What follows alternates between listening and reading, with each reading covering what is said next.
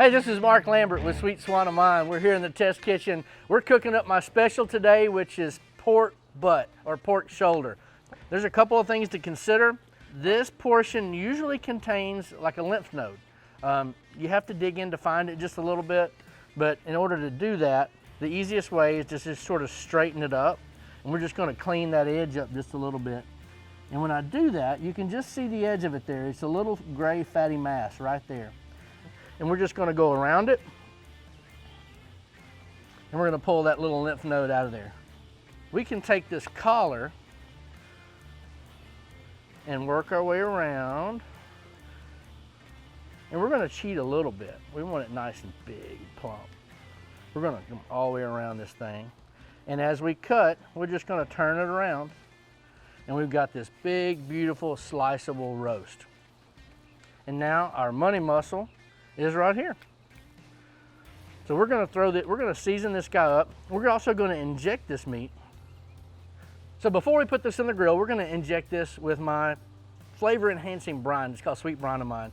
It comes in a powder in a bottle. This makes about a half a gallon of liquid. We've already got about a quart of it made up right here. And we're just going to go through here and inject.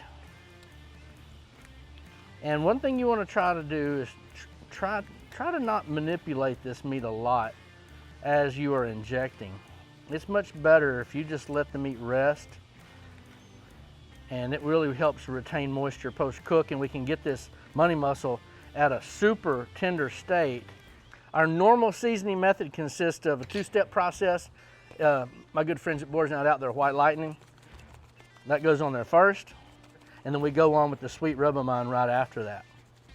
And we're going to prep a few other things to go on it for dinner tonight as well, but this is world champion pork shoulder material right here, ready to go on the smoker. We're going to start out with a charcoal chimney. You can use any kind you want. We allow the firebox to come up to temperature once we dump them, and it allows us to start drawing air through this cylinder. We like to make sure that our B&B wood, it's always consistent at under 10% moisture. Once the charcoal goes on, it comes to temperature. We go inside the firebox, and we start off with about 4 of these B&B logs. And it's going to smoke some when you get started. As the fire grows and the cylinder and the chamber heat up, it's going to draw more air through the pit, and you'll slowly start to see that smoke coming out the chimney be a really faint blue. Sometimes you can't even see the smoke coming out of it because it's burning so clean. You're still getting flavor out of this. We've got our Legend offset smoker ready to go. It's running 290 on one side and 300 on the other side. We're just going to transfer it to a small little wire rack just because it's easy to move and manipulate and control.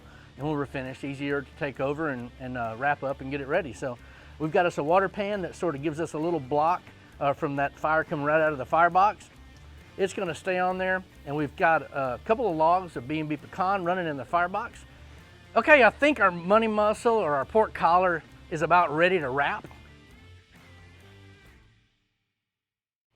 This thing has a beautiful color already on it in just, I don't know, an hour and a half to 2 hours roughly. By pulling out some film, yes, we're going to use some film, not just foil. We're going to take this film and we're going to put down a little bit of not so much butter, and we're going to put a little bit of turbinado sugar. You can use brown sugar if you like. This is just easy. We're going to take a little Sweet Swan of Mine sweet and spicy vinegar sauce, and we're going to take a little apple cherry habanero rib candy. You can use whatever type of pepper jelly you like, really. It doesn't matter that much. Now, it can get a little messy. You kind of better be quick about this and have some containment processes in place. So I'm going to be ready when I get ready to add my secret weapon, which is a little citrus soda. Is what we're looking for out of this. So a little bit of that. We're going to take the edges and roll them over. We're going to try to contain it as best we can, and we're going to roll it. Now I'm going to go end over end. And guys, this is how I do my competition pork. Now this, because that's a hot piece of meat, is all sealed up like a little shrink wrap, little cryovac. So we want to make sure and cook it to the right temperature. we have our thermometer handy, and we're going to insert this probe. The normal way we do it is just a probe right through the middle to get a center mass reading on this. So once we get that done, we can take it straight back to the pit, and we can set it right there on the rack. Now once this is done, that temperature is probably going to say 205 degrees or so. And what happens is that saran wrap, or that food film, expands and has a lot of pressure. It gets put under pressure because you're cooking moisture out of the meat. Once we take it off, the cool thing about this process, everything goes back and it sucks it all right back up. Okay, our money muscle or our pork collar is ready. So this pork, as you can see, it's swelled up nice. So what I'm going to do is I'm just going to go in here and make sure that it feels soft, and it feels really good in there. So we're going to let this rest for about an hour in the Cambro or an insulated cooler, whatever it is. Give it time to rest and relax, and all of those juices reabsorb and all that pressure come off of this. And once that happens, we're going to put it back on here and glaze it. We're going to make it nice and pretty for those quintessential money muscle slices that you see in those competition boxes.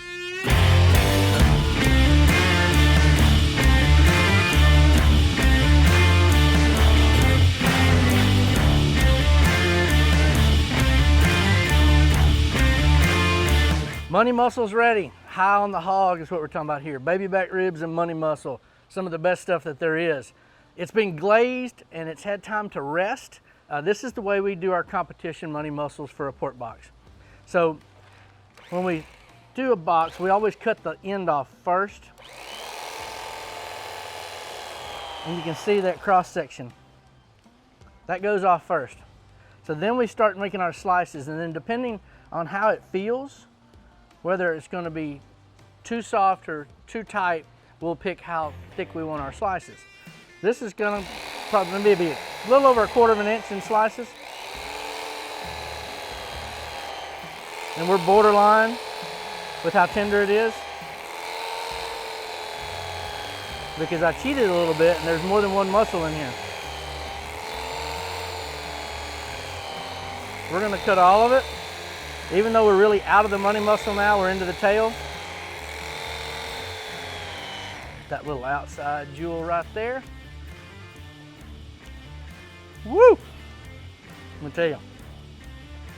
So, we're going to lay these over. Nice and neat. We're going to fan it out like that. Now, you can go back with barbecue sauce.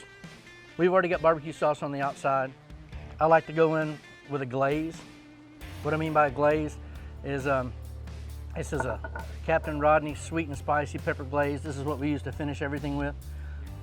What you'll see about it, it's clear, and it makes it shine, and it has that flavor enhancing quality of habanero pepper without the heat of habanero pepper. And it puts that beautiful shine on that meat. We've got a really nice finished money muscle ready to go.